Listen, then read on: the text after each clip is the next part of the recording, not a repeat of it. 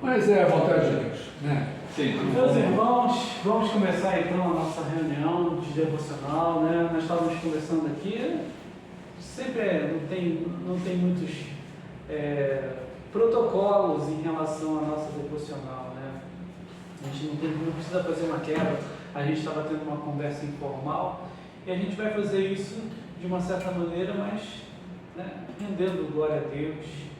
Vamos começar fazendo uma palavra de oração. Nós vamos adorar a Deus, né, através da leitura de um salmo, mas uma vez que essa reunião está sendo gravada, né, são 10h46 agora, né, me corrija se eu estiver errado, inclusive eu falei 16h46, nós estamos gravando a reunião para uma reunião plenária, né, para a possibilidade de haver alguém na nossa reunião que queira se interessar por participar da UPH. Nós colocaremos à disposição, né, a Assembleia para isso, né, mas no momento, por enquanto, somente sócios aqui na UPH presentes. Então, quero dar uma palavra inicial de feliz aniversário ao nosso presidente, que vai acompanhar a gravação depois, né? Feliz aniversário ao nosso ex-presidente, presidente do ano passado. A gente já eu fico no piloto automático às vezes, né? Está fazendo 70 hoje, uma benção, né?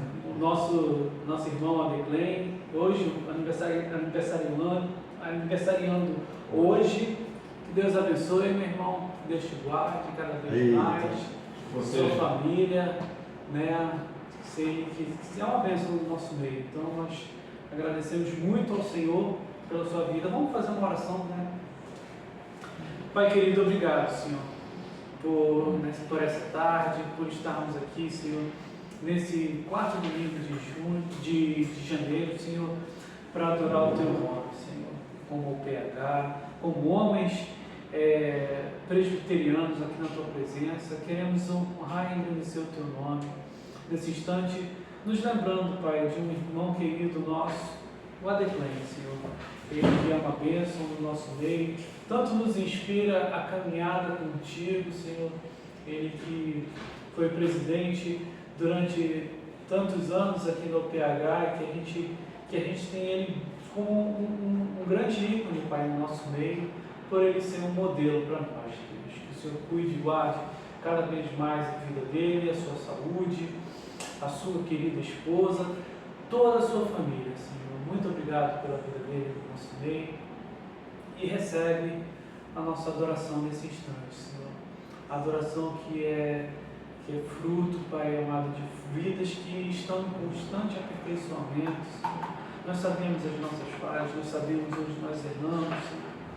Se por um acaso nós temos sido negligentes, Senhor, em não reconhecer as nossas falhas, Pai, eu te peço que o Teu Espírito esteja desde já falando as nossas vidas nessa tarde, para que nós possamos realmente esperar a transformação, Senhor. Tu esperas uma ação de nós, Senhor, para que nós tenhamos uma vida inteira, Senhor, comprometida em adorar o Teu nome. E eu te peço que o Senhor esteja fazendo isso conosco nesta tarde, Senhor, nesse momento, em nome do Senhor Jesus Cristo. Amém. Amém. Meus irmãos, eu peço para que vocês estejam abrindo as suas Bíblias no Salmo de número 126, o consolo para os que choram, cântico de romagem. Um salmo que é um dos que eu acho mais bonito na Bíblia, né? E uma maneira que eu entendo de ver Deus falando a cada um de nós quando nós estivermos passando por algum tipo de privação, né? No caso do autor aqui, né, está passando pelo cativeiro babilônico, né? Quando o Senhor restaurou a sorte de Sião, ficamos como quem sonha. Então a nossa boca se encheu de riso e a nossa língua de júbilo. Então, entre as nações se dizia: grandes coisas o Senhor tem feito por eles. Com efeito, grandes coisas fez o Senhor por nós. Por isso estamos alegres. Restaura, Senhor, nossa sorte como as torrentes no deserto. Os que com lágrimas semeiam, com júbilo ceifarão. Quem sai andando chorando enquanto semeia, voltará com júbilo, trazendo os seus feixes. Amém. Nesse instante, eu quero chamar aqui à frente o nosso irmão Hélio, né? O Hélio que Deus concedeu com 12 talentos para a arte da música. Que ele possa estar colocando aqui no nosso meio, para a gente louvar, nos dirigindo um momento de adoração com o hino.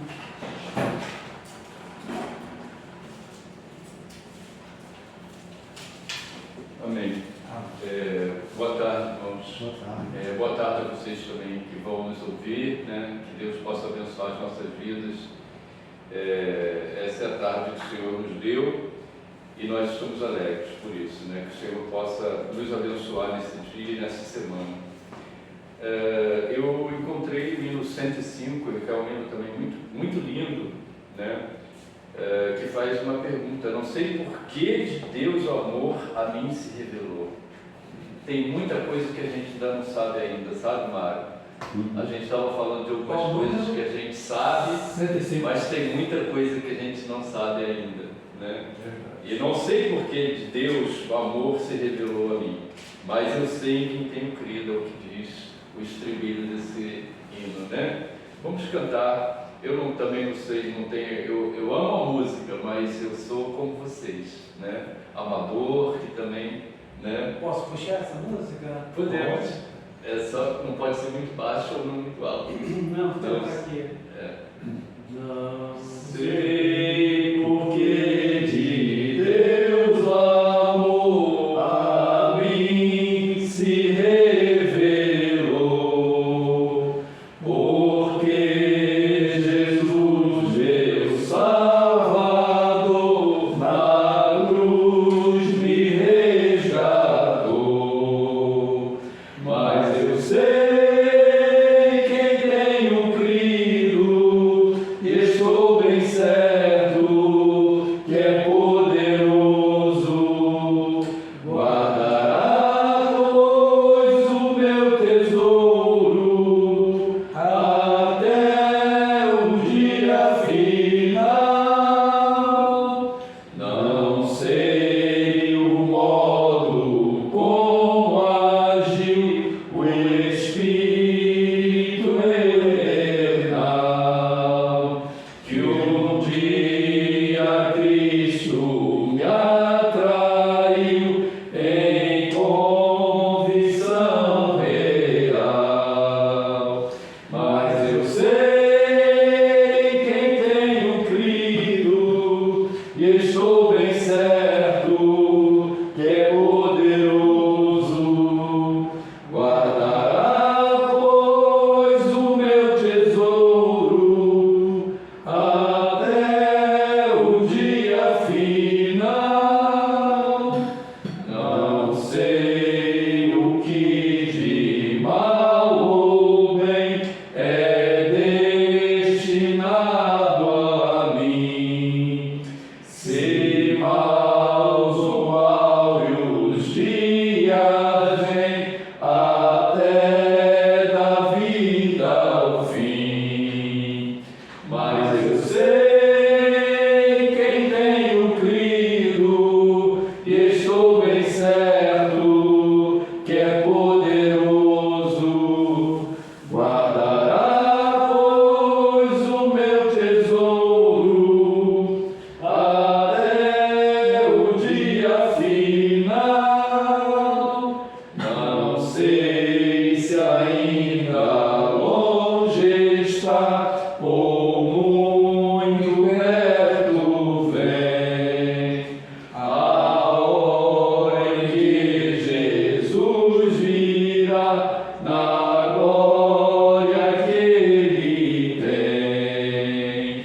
Mas eu sei quem tenho crido e estou bem certo que é poderoso.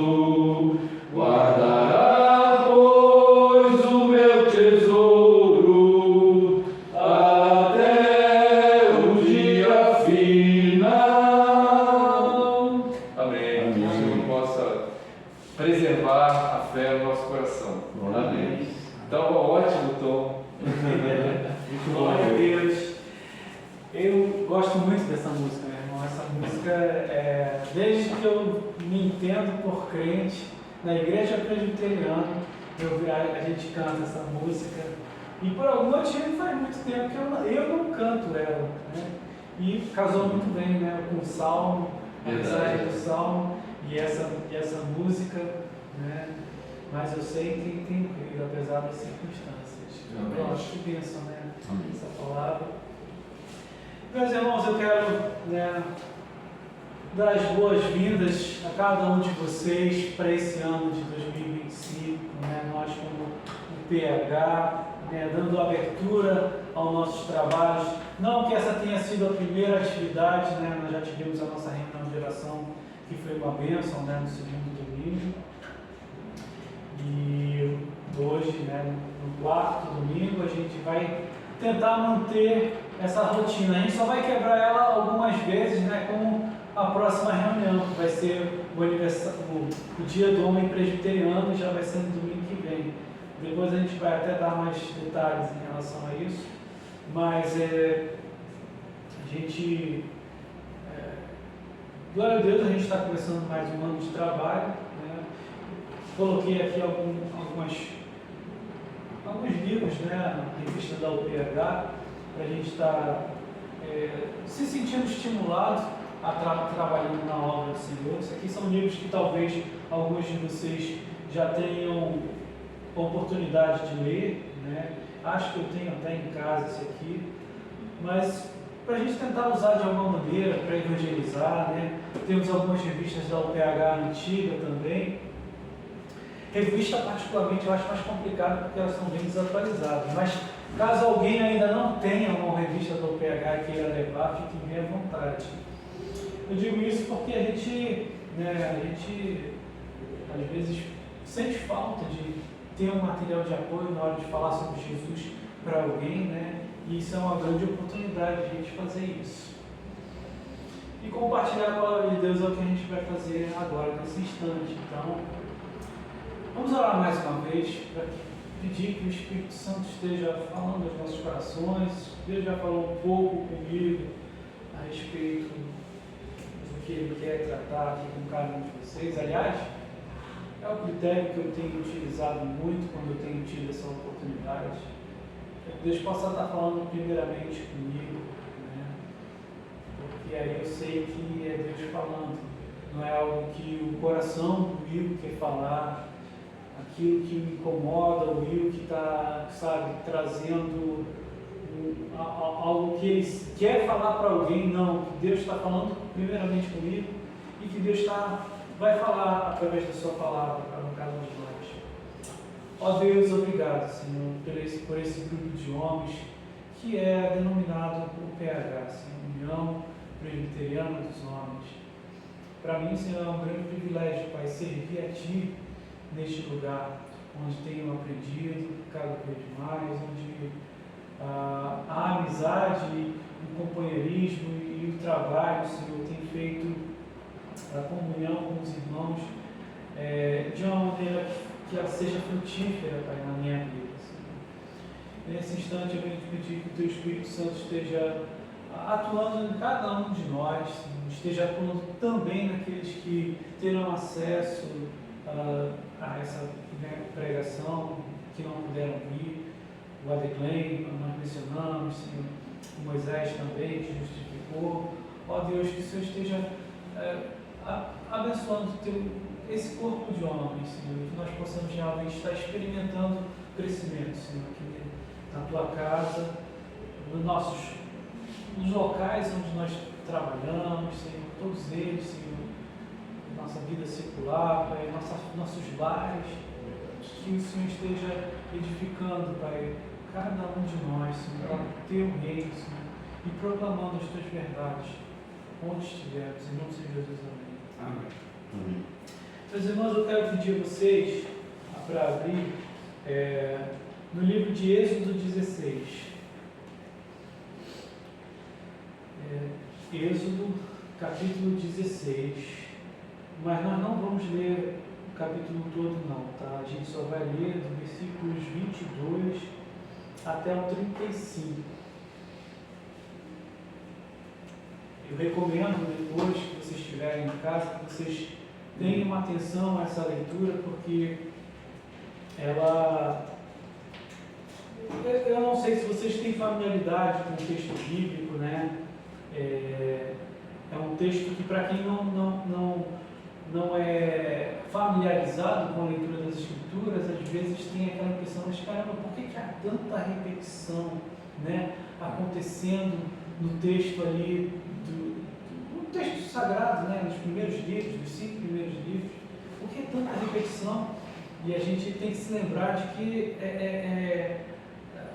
ali, né, obviamente, um contexto cultural muito deslocado do tempo que nós temos atualmente, era muito mais voltado para a tradição oral, onde o ensino requeria que a repetição fosse a ênfase, né? Quando eles queriam tratar sobre algo que realmente era importante. Para fixar bem, né? Para fixar, exatamente. Então, esse capítulo 16 ele vai falar especificamente a respeito do maná, né? Que foi a maneira como Deus sustentou o povo de Israel durante a travessia no deserto. Diz assim o texto, a partir do versículo 22. Ao 6º dia colheram pão em dobro, 2 gômeres para cada um. E os principais da congregação vieram e contaram a Moisés. Respondeu-lhes ele: isto é o que disse o Senhor: amanhã é repouso, o santo sábado do Senhor. O que quiserdes cozer no forno, cozei, e o que quiserdes cozer em água, cozei em água. E tudo que sobrar separai, guardando para a manhã seguinte. E guardaram até pela manhã seguinte, como Moisés ordenara, não cheirou mal, nem deu bichos. Então disse Moisés: comei-o hoje, porquanto o sábado é do Senhor. Hoje não o achareis no campo. 6 dias o colhereis, mas o 7º dia é o sábado, nele não haverá. Ao 7º dia saíram alguns do povo para o colher, porém não o acharam.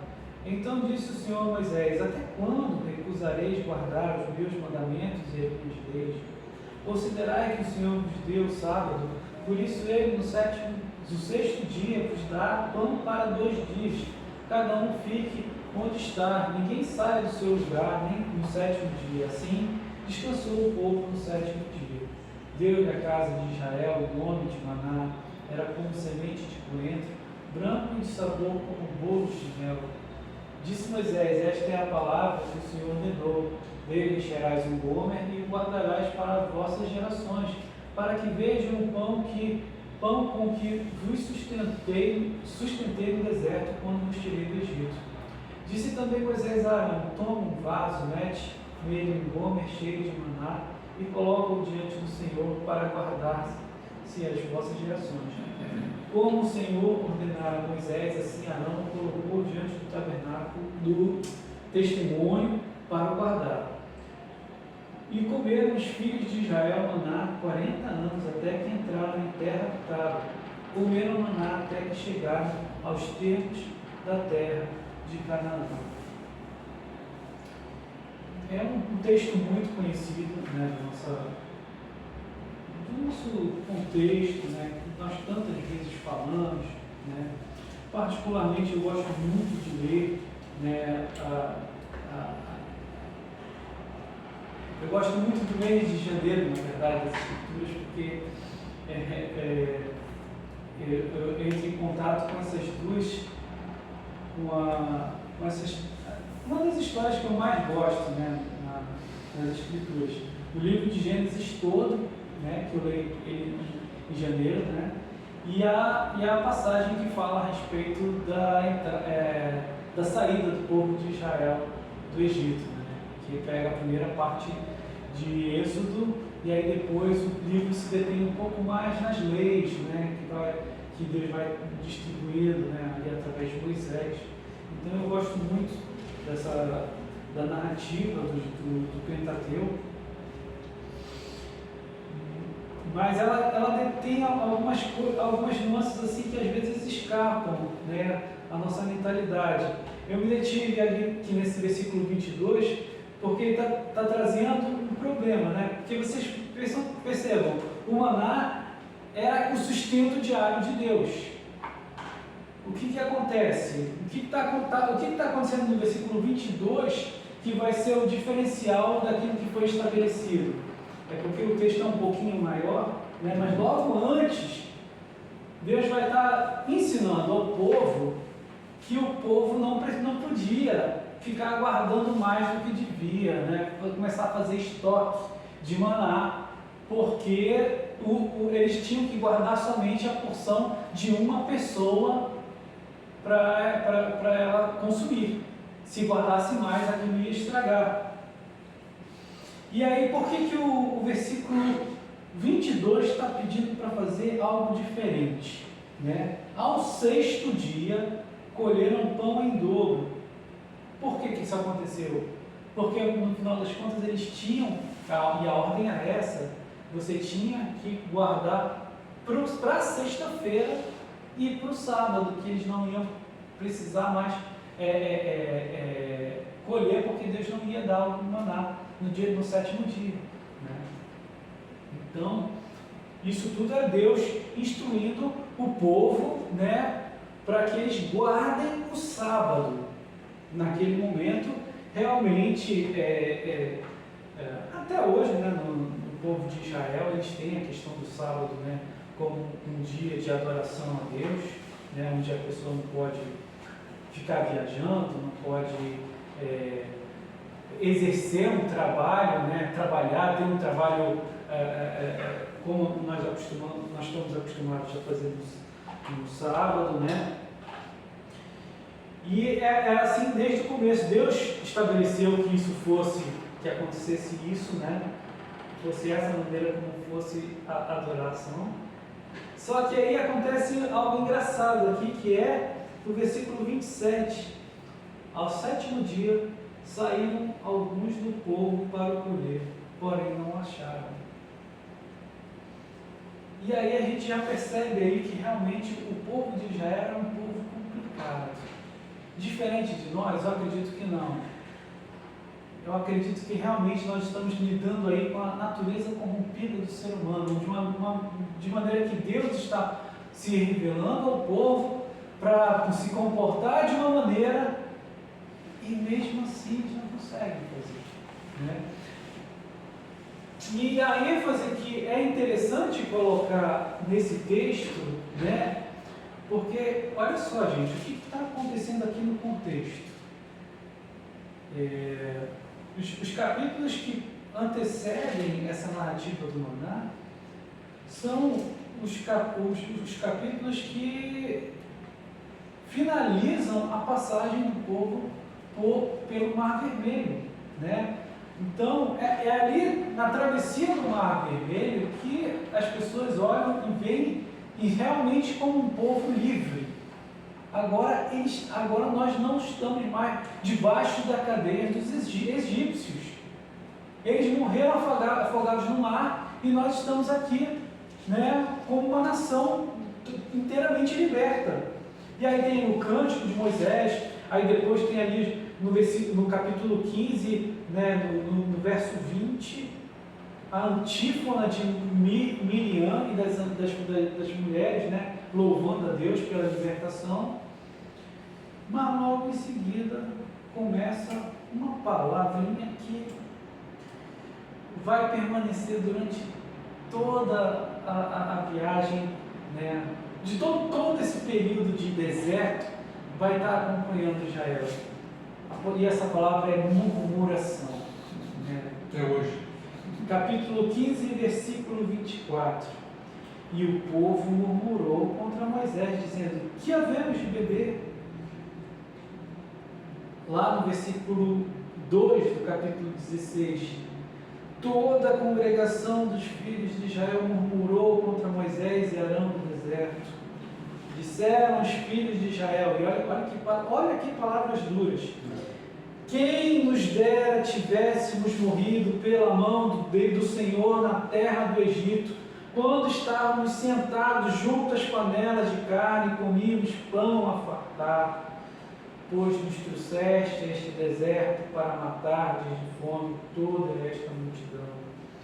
Gente, o povo tinha acabado de ser período de cativeiro e já estava confrontando a Deus desse jeito.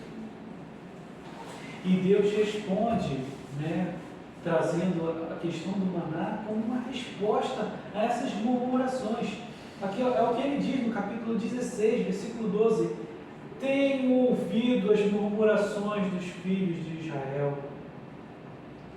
E a partir de então ele começa a falar o que ele vai fazer, né?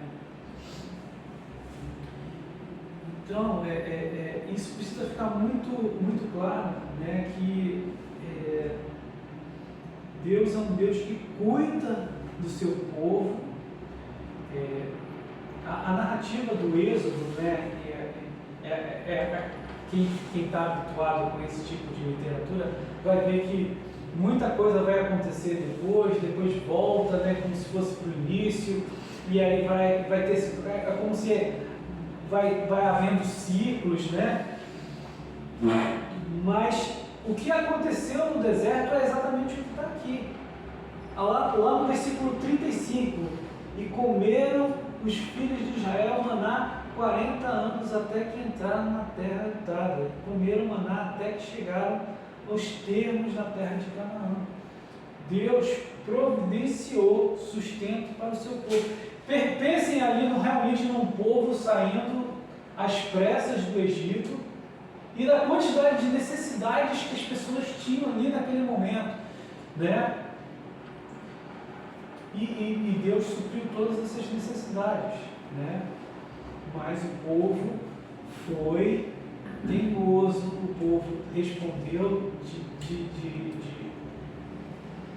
de má vontade, as pessoas eram egoístas, e isso tudo vai culminar nesse evento que vai acontecer lá no capítulo 34, acho que, se não me engano é o 34, eu não anotei aqui, que é o bezerro de ouro, né? Não, 32, é o bezerro de ouro, onde Moisés vai estar lá no Sinai para receber, né, a lei de Deus, e passa muito tempo ali e o povo começa a se inquietar e dizer, Moisés já não está mais entre nós, então é melhor a gente escolher outro líder. Aí eles chegam para Arão e Arão lhe diz assim, faz outros deuses para a gente, porque esse aí a quem Moisés serve, não sabemos dele, não sei o que aconteceu. E mesmo depois de tudo aquilo que Deus fez, o povo de Israel comete a idolatria, né, a loucura da idolatria, e acontece tudo aquilo que a gente vê depois, né? Realmente o povo de Israel não conseguindo fazer um bom discernimento a respeito dessa proximidade que o Senhor tinha do seu povo. E a ênfase que eu quero dar é justamente essa, né? A questão esses dois tópicos são muito importantes para que a gente tenha nesses versículos que a gente leu. A questão da provisão e da adoração a Deus. Perceba, Deus tinha estipulado um dia de adoração ao seu povo, e tal era a importância desse dia, que a provisão, Deus trazia o seu sustento todos os dias, mas na sexta-feira havia uma condição especial para que eles pudessem fazer essa adoração no sétimo dia, né?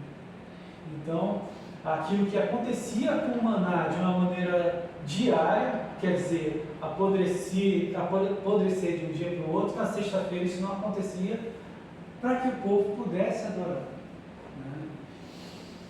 E isso traz muito, isso precisa falar muito à nossa mente, porque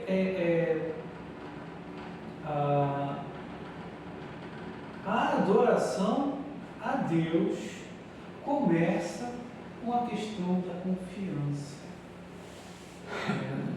Confiança nesse Deus.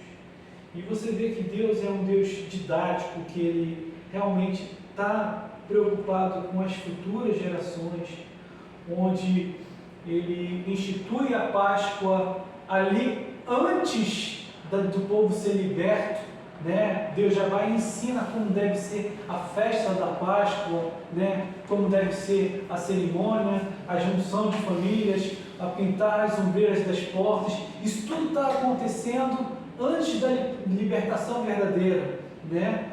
E aí, lá no versículo 32, Deus está ordenando: dele encherás, aqui, esta é a palavra que o Senhor ordenou, dele encherás um gomer e o guardarás para as vossas gerações, para que vejam o pão com que vos sustentei no deserto, quando vos tirei do Egito.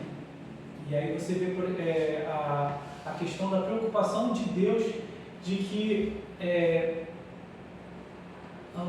o povo, as gerações vindouras, conhecessem o Deus que provê, né? Para que eles pudessem, mas espera aí, o que é o maná? Está aqui o maná, a gente guardou para que vocês pudessem ver. Vocês que não passaram pelo deserto, aqui o maná, e foi assim que Deus sustentou o seu povo. Então essas duas coisas estavam acontecendo. Deus de fato estava cuidando do seu povo de uma maneira concreta, de uma maneira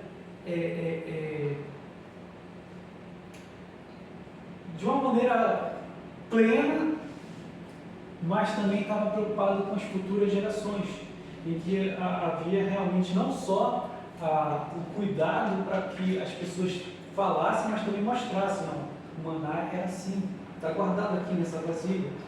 E de fato era isso que era guardado, né, na Arca da Aliança, as tábuas da lei e o maná, né, também. Então tinha essa questão. E tudo isso que eu falei, meus irmãos, e eu espero que vocês também complementem, se vocês sentirem necessidade, né? É que eu penso muito na questão do homem, né? Na humanidade, né? Nos tempos de hoje e como era naquele tempo. Como eu falei, o ser humano não é diferente hoje do que era naquela época, sabe? A gente pode dizer que hoje a gente está numa situação muito diferente do que é um cativeiro, do que é próximo da ideia de uma escravidão, né, aqui no Brasil.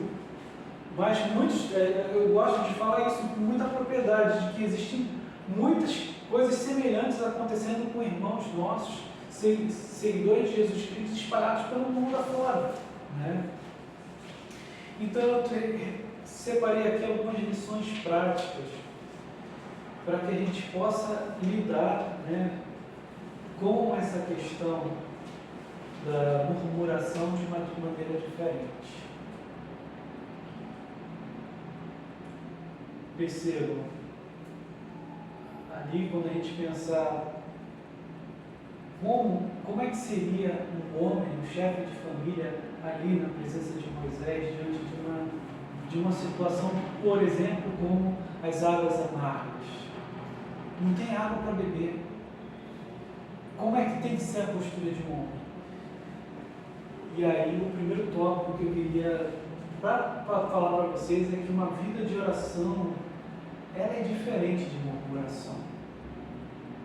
Aliás, essa distinção ela precisa ficar muito clara. Vocês percebam, pela misericórdia de Deus, Ele atendeu às murmurações. Mas a murmuração, ela tem esse caráter de ser uma reclamação, né? De você ter assim: poxa, eu estou passando por uma situação que eu não mereço. Eu não mereço estar passando por isso aqui. Tem que acontecer alguma coisa aqui. E tem um outro aspecto também que a gente nunca parou para perceber. Quando você não direciona essas reivindicações para Deus, quer dizer, porque a gente também tende a pensar assim: a murmuração e oração é tudo a mesma coisa, não é? Mas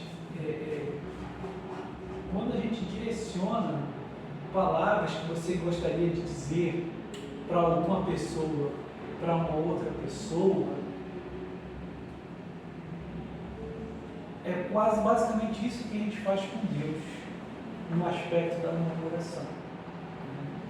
Quer dizer, quando você não está orando a Deus, mas está falando sobre um determinado problema que você gostaria que ele resolvesse, você na verdade está murmurando.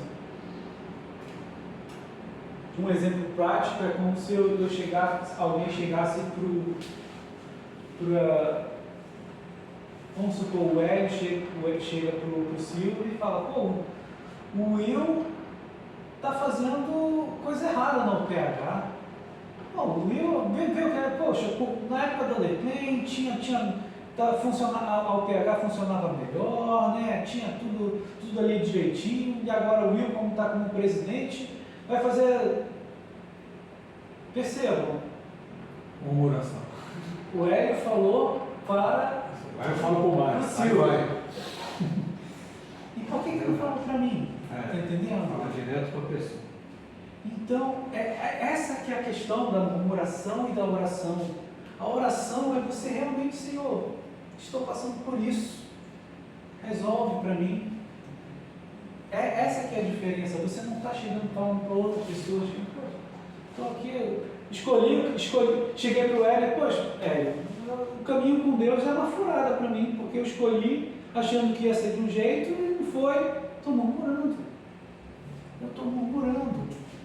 Eu não estou dobrando os meus joelhos e falando diretamente ao Deus que pode todas as coisas, ao Deus que proveu o povo, que não deixou faltar nada no deserto, ao Deus que não vai desamparar nenhum de nós, mas a gente continua na prática da murmuração, né? Isso é muito sério, gente. A vida de oração da gente, e no final das contas, quando a gente se percebe num período ou numa fase onde ora pouco, a gente precisa avaliar se a gente não está murmurando mais, porque isso realmente atrapalha a nossa adoração a Deus. E pode ter certeza disso, gente, você não está adorando a Deus quando você está murmurando. Você não está adorando a Deus. Você provavelmente está com o nariz no pé e reclamando, dizendo que você está passando por uma situação que você não deveria. Em outras palavras, você está reclamando daquilo que você tem e não direcionando para Deus aquilo que você realmente, as suas angústias, né? Coisa que os pastores cansam de falar de púlpito. Dirija a Deus as suas aflições. Não fique falando para as pessoas o que está te incomodando. Fala para Ele primeiramente, que Ele seja a primeira pessoa a saber das suas aflições, né? E eu anotei aqui três sintomas saltam à vista nesse tema, mas para mim eu acho que eles são bons sinaleiros de como é que está a minha questão da murmuração. A primeira questão, eu acho que ela é um pouco distante do nosso grupo, eu não sei, né? Eu acho que vocês me conhecem pelo que eu sou aqui, né? Ninguém aqui me viu lá, se não o Hélio, né, já me viu lá no ambiente de trabalho, ele trabalha na PJ também, mas não tão próximo, né?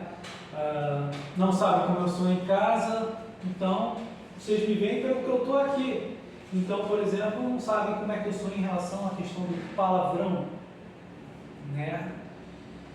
E eu acho assim que realmente a gente precisa tomar um cuidado muito grande. Eu sempre fui criado, né, num ambiente, no meu ambiente familiar, de que o cristão não deve falar palavrão. Eu sempre tive esse contexto, né? Depois que eu cresci, adolescente, mais jovem, eu comecei a nutrir aquela mentalidade de tipo assim, tem coisas piores do que palavrão, né? Acho que não é tão pesado assim essa questão do palavrão. Uma ou outra vez você falando, não sendo boca suja. Perceba, eu não estou falando necessariamente de pecado aqui, eu estou falando de sintomas, né? O pecado aqui é outra questão, é a questão da murmuração. Então, eu acho que quando você tem na sua vida muito esse aspecto do palavrão, você precisa dar uma preocupação nessa questão, tá? Realmente, o que acontece ali que te incomoda de uma tal maneira que você realmente fique à flor da pele, pragueje, né? Se comporte realmente como uma pessoa que não tem domínio sobre a sua própria linguagem. E o que é isso, senão, né, você está inconformado com a situação que você está vivendo. A outra questão é o mau humor. O mau humor é algo que algo que às vezes a gente realmente tem uma falha assim, muito grande, né? Alguns de nós às vezes acordam assim, né? E às vezes até sistematizam, né? Não, de manhã cedo ninguém perto de mim, porque eu não sou ninguém, eu sou uma outra pessoa. Ou então situações que realmente tiram a paz da pessoa. E percebam, eu mais uma vez, não estou classificando isso como um pecado, mas é um sintoma daquilo que a gente está falando, que é realmente pernicioso, a murmuração. E eu estou fazendo uma escalada aqui, tá, gente? Eu comecei com palavrão, aqui com mau humor agora, e a outra questão é a ingratidão. A ingratidão aí é assim, se já houve atenção, né? Se não houve a atenção para essas determinadas condutas, né? Eu acho que a ingratidão ela precisa ter um olhar todo especial, porque ela realmente é algo que não combina com o servo de Deus. E a gente tem nos evangelhos toda uma história, né, de Deus trabalhando nas nossas vidas de uma maneira que nós podemos sentir verdadeiramente a alegria de viver naquilo que Jesus fez. Naquilo que Jesus fez na cruz por nós. E como sendo o principal, não é porque eu estou numa situação que eu não gostaria de estar, que vira completamente o jogo, e aí o Evangelho se torna descartável, e eu vou ficar me sentindo nessa condição até eu ter aquilo que eu quero, sabe? Então, eu coloquei esse segundo tópico aqui nas lições práticas para a gente ter uma certa sabedoria em lidar com essa questão da murmuração, palavrão, mau humor e o sentimento de ingratidão, que realmente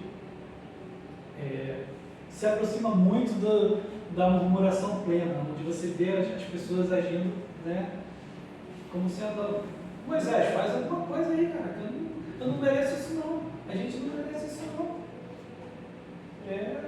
Você tirou a gente lá para morrer aqui, tirou lá do Egito, que era difícil, não vou mentir, mas pelo menos lá tinha algumas coisas que aqui não tem, né? Olha só.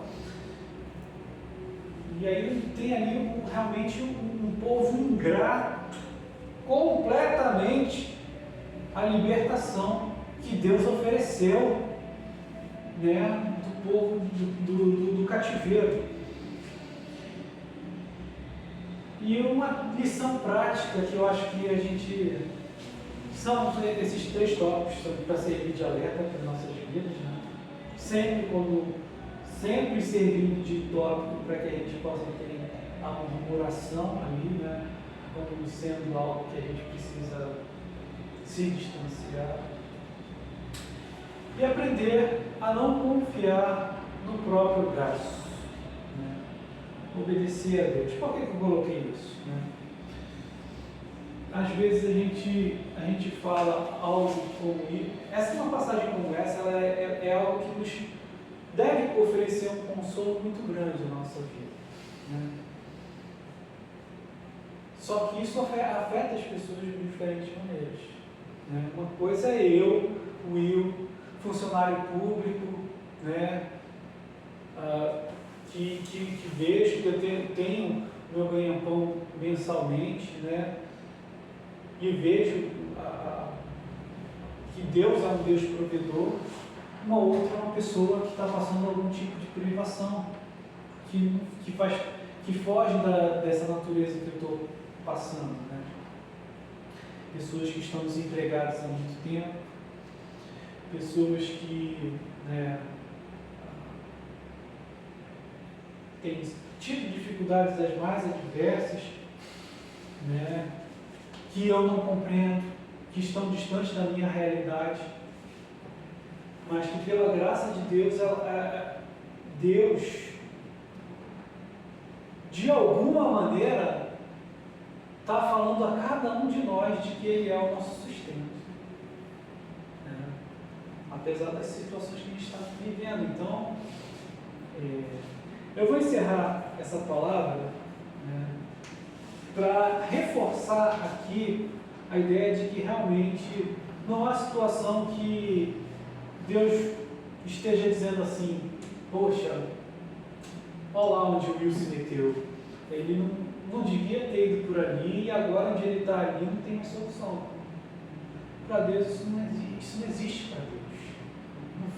Não faz o menor sentido crer num Deus todo-poderoso e num Deus que não consegue consertar aquilo que a gente, seja por nossas más decisões, seja por circunstâncias as mais adversas, a gente se meteu em algum atoleiro. E a minha oração é que a gente entenda esse Deus provedor que está diante de nós. Que Deus possa estar com o seu Espírito atuando nas nossas vidas, para abrir os nossos olhos para entendermos que Deus é um Deus que realmente cuida do seu povo. Apesar de, às vezes, nós não estarmos tendo nosso sustento, às vezes as pessoas que estão ao nosso redor não estarem com saúde, às vezes nós estamos passando diante de uma tribulação que a gente não gostaria de estar passando, né? E a nossa postura é clamar a Deus, dobrar o joelho. E isso envolve realmente a gente não se fazer de super-homem, não. Senhor, eu sou fraco. Dobra o seu joelho e diz: resolve para mim, Senhor. Isso não é murmurar. Falar com Deus não é murmurar. Vamos orar, Senhor. Pai querido, muito obrigado, Senhor, por essa palavra. Muito obrigado porque o Senhor falou primeiramente a mim, Senhor. Precisava ouvir a tua voz, Senhor, para entender o quão tu és um Deus que cuida, Pai, de mim, que cuida da minha família, que cuida dos meus irmãos da UPH e de suas famílias também, Senhor. Ó Deus, muito obrigado, Senhor, porque o Senhor tem ensinado ao teu povo, o Senhor não tem deixado-nos seguir segundo os nossos próprios cursos, Senhor. O Senhor tem trazido a essa sala, Senhor, a oportunidade de aprendermos mais de Ti e que o Senhor esteja cuidando, Senhor, de cada família aqui, Senhor. Seja daqueles que estão presentes, seja daqueles que ainda vão ter contato com essa palavra, Pai, que o Teu Espírito esteja consolando desde já qualquer problema que esteja passando, Senhor, dessa natureza, Senhor. E não deixe faltar nada, Senhor, porque nós sabemos, Pai, que assim como não faltou nada ao teu povo, Senhor, quando eles estavam no deserto, Senhor. Não faltará nada para cada um de nós. É isso que eu te oro, no nome santo do Senhor Jesus Cristo. Amém. Amém. Não sei se eu avancei muito no horário, mas fiquem à vontade se quiserem falar qualquer coisa, fazer uma observação. Nessa época do Êxodo, já podiam comer carne, né, de animais. Nessa época do Êxodo, eles já comiam carne. Sim, Mas sim. Deus mandou codornizes, né? Sim, Eu lembro ali no início que fala em codornizes. codornizes, exatamente. Deus dá codornizes num dia e no dia seguinte tem o maná pela manhã. Né? Eu acredito que, não sei se a questão da codornizes era, eu acho que a codornizes foi pontual, né? Era pontual, mas o maná era todos os dias com exceção do sábado. E assim durante 40 anos. Essa foi a maneira que Deus sustentou o seu povo. Né? Eu achei muito interessante esse terceiro caráter que você colocou da ingratidão, né? Que tudo bem, tem a questão da murmuração, mas a ingratidão tem relação com isso também, né? Muito estreita. E é interessante que acontece sempre que a gente superestima, né, o outro, né? Não, mas o Silvio jamais vai me afetar em alguma coisa, né? Eu achar que você sempre terá que me tratar bem em todas as circunstâncias, né? E a gente também, ao lidar com a esposa, né, a gente acha que está fazendo por tudo que ela merece, né? E a gente, ao longo do relacionamento, a gente vai perceber que tem coisas que estão faltando, né? Ela sempre reclama de alguma coisa. E a gente também vai reclamar de alguma coisa. Sim, E essa questão da ingratidão é o sentimento que a gente fica quando o outro está reclamando, né? Ela está sendo ingrata, ou o Will foi ingrato comigo, o Silvio foi ingrato comigo, né? Porque eu achava que ele seria 100%. Então a gente cria uma expectativa a respeito do outro. Deus não vai deixar faltar nada, né? Deus não vai faltar nada para mim, nada vai faltar se eu estiver com Deus. E de repente, no meio do caminho, você sente falta de alguma coisa. E aí, o que é que a gente faz? Né? Sente falta de Deus, sente falta do amigo, sente falta da esposa, sente que faltou, né? E a gente esquece o que representa o todo, né? O todo, né? O que é esse todo que a gente está hiperestimando, né? Gente, quantas coisas, né? O outro está fazendo Falar pela uma outra coisa para pessoa. vocês, porque assim, é legal assim, quando Deus fala nas nossas vidas, assim, de uma certa maneira, Deus me falou de um jeito, Deus falou com você de outro jeito, mas, por exemplo, uma experiência que eu estou tendo no âmbito familiar, que eu acho assim, que eu acho frustrante, um pouco, vou melhor dizendo assim, é a questão da educação dos filhos. A gente, quando a gente não tem filho, né, na época que a gente não tem filho, a gente idealiza muito a situação.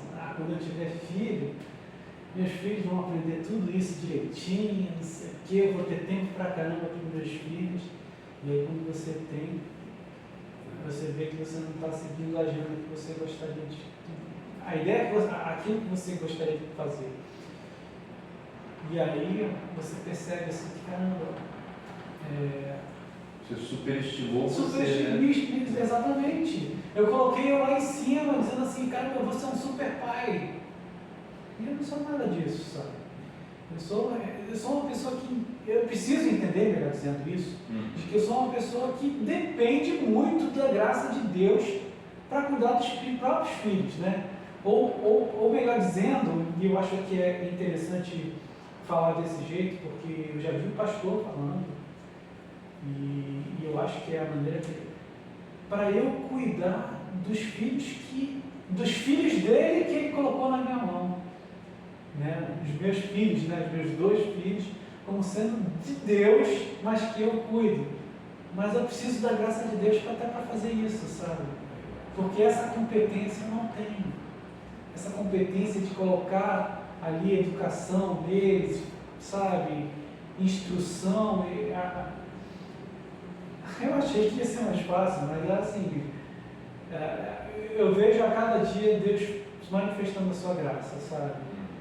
E se não é a graça de Deus para fazer essa coisa tão básica, às vezes eu acho bonito um homem e uma mulher que tenha aquela questão pedagógica do ser, né? Tudo que está fazendo para a criança, está instruindo, né? Você vê, mas o pior é que a gente tem modelo, né? Nas escrituras, colocando ali o tempo todo para a gente, né? De tentar ser instrutivo ao máximo para as próximas gerações, e às vezes a gente não consegue, né?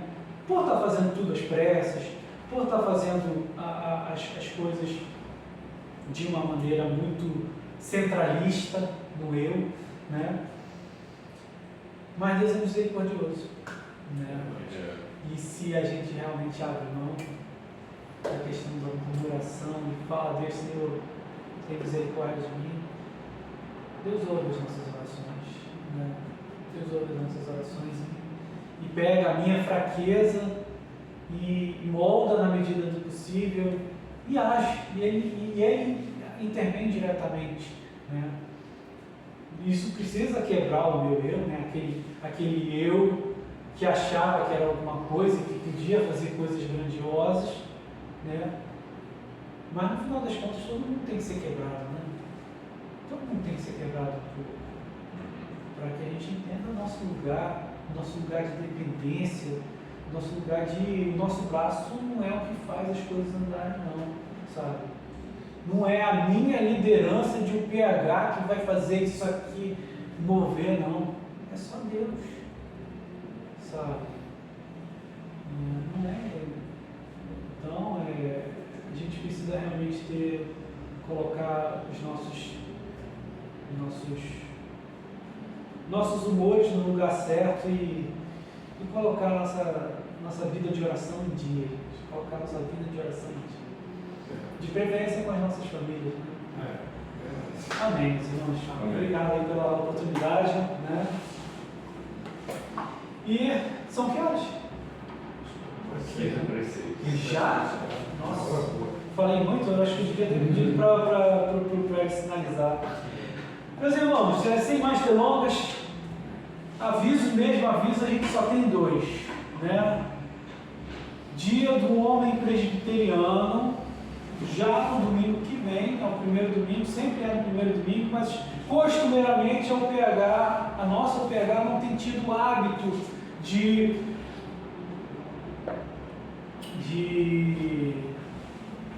fazer a comemoração de uma devocional no dia, né? A gente sempre joga um pouco, mas aí esse ano a gente achou interessante fazer uma devocional no dia mesmo, né? Então, nós tivemos a devocional hoje aqui na sala do PH, a da semana que vem vai ser lá no Salão Álvaro Reis, né? E o nosso homenageado vai ser o reverendo Isaías Cavalcante, né? Então, ele vai ser o Homem Presbiteriano de 2025 e a gente vai fazer isso, né, na semana que vem lá no Salão Álvaro Reis. Então, não percam, né?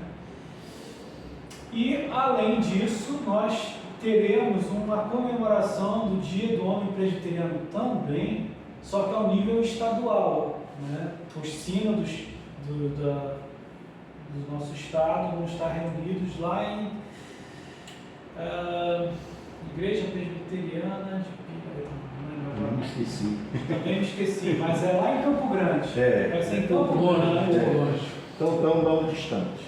Tão distante. E a gente vai, se Deus quiser, vai estar lá em peso para homenagear o presbítero que a nossa sinodal está homenageando, que é o presbítero Maurício Buracesca, né? Ele é até o presidente da... Ele já baixou ainda? A pergunta é complicada, acho que... Ele já fez seminário. Está dirigindo a igreja aí com Ele está à frente da igreja do Rio Comprido. Só que eu não sei se ele... O Daniel... Foi ordenado. O Daniel já tem mais tempo. o Gerson ainda não é também ordenado. Já se Então, deu ordenado. ainda é Gerson. Então deve estar na mesma situação do Gerson. Eles se formaram juntos, então o parâmetro agora eu acho que é eles, né? Gerson, Carlos e Maurício. Então ele será homenageado, isso no dia 15. Isso é um sábado. Então se preparem para o domingo que vem e para o sábado, dia 15, lá em Campo Grande. Tá bom? Os detalhes a gente vai passar no grupo direitinho. E esses são os avisos que eu tinha para dar. Tá bom? Alguém tinha mais algum aviso? Se não, vamos ao nosso moto. Confiança em Jesus, entusiasmo na ação, união fraternal. Amém. E uma cortesia do nosso irmão Mário